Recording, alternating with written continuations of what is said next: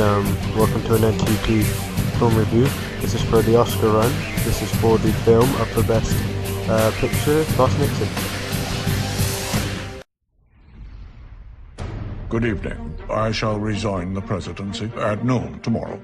This is an historic day, the only time a president has ever resigned from office. Nixon knew about the Watergate cover-up.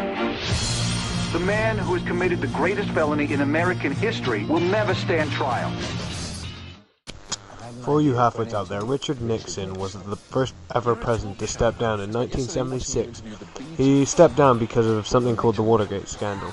And there was a reporter around at this time called David Frost, being British and everything. However, he's much more of a show business kind of interviewee, and he decided he wanted to interview Rich Nixon and make him apologize for what he had done.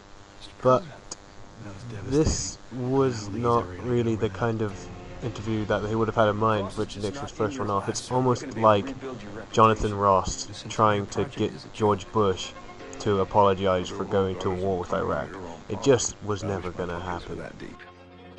But they got probably the closest thing that anyone had ever got out of him.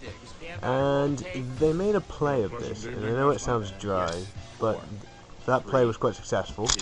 And the play has now been made into a film called Frost Nixon. The play went by the same name. And it makes stuff like this. One, you could get $1 million and you could get it in cash. I know where it could be gotten. Two, your major guy to keep under control is Hunt. Don't you have three? Don't you have to handle Hunt's financial situation? Four, let me put it frankly, I wonder if that exceedingly interesting. As I say, Frost Nixon started life as a play. It was written by screenwriter Peter Morgan, who I'm a great fan of and didn't even realise. I very much wanted this to be a play. He wrote The Queen and the Last King of Scotland. If you like the latter, then you'll almost definitely like this film. It's got the evil historic figure who's very well acted by Frank Langella, but he's got a much more human side, so you get to understand the man a little bit better. No sooner did you get into the White House than U.S. involvement in Vietnam deepened. Did you feel that you'd betrayed the people? I wish I'd gone in sooner. And harder. Got it. Frank Langella is outstanding in it, and he thoroughly deserves his Oscar nomination. But I think Sheen doesn't get enough recognition for this. He put in just as good a role, and you can't really have one without the other. But I think Langella probably gets it more because he had a harder role to play, and for a much more convincing and character. It's directed by Ron Howard. He was probably the most second recognizable character from the Happy Days behind the Fonz. But he's been growing as a director very much recently, and this is a very well-directed film. It makes something that could have been very, very, very boring into something that's very quick and exciting. It's almost like a boxing match, which has been compared to a lot.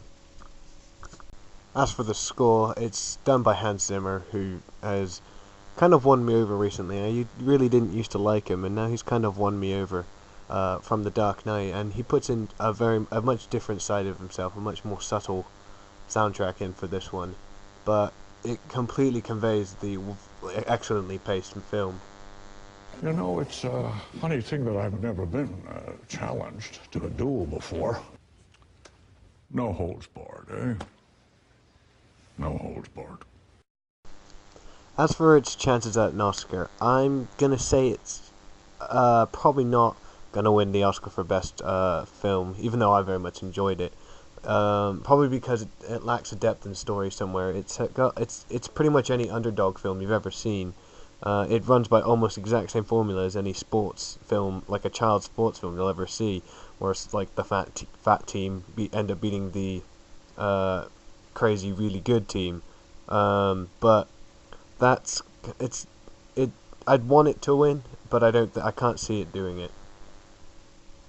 I just think if it was going to win an Oscar, it would need to be recognized in a much more complete package. There's no really recognition for its cinematography, even though that is wonderful, and I would probably give some sort of nomination for that. It's just not.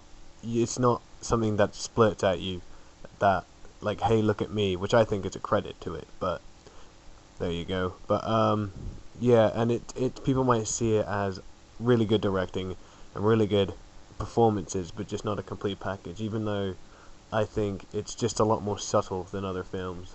But I think that's why it's probably not going to get its Oscar. I thought I made it clear. I didn't want to take any questions on Watergate. Get it?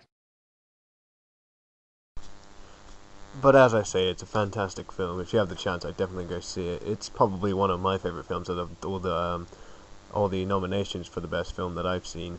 But yeah, it's so. As for a rating, I think we're gonna go with a 9, because there's no real faults. You can't fault this film. I mean, it's not perfect.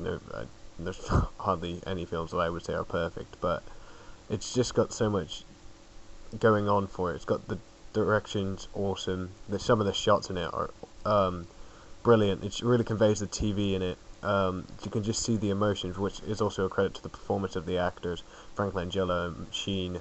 It's just a wonderful, wonderful film, and if you have the chance, don't pass it up to go see it. It's just a sort of banal anecdote that would distract the talk. Go on. No, say it. What, you going to say talk show host? Yeah. Yeah, I was. You did. Are you really saying the president can do something illegal? I'm saying that when the president does it, that means it's not illegal. I'm sorry?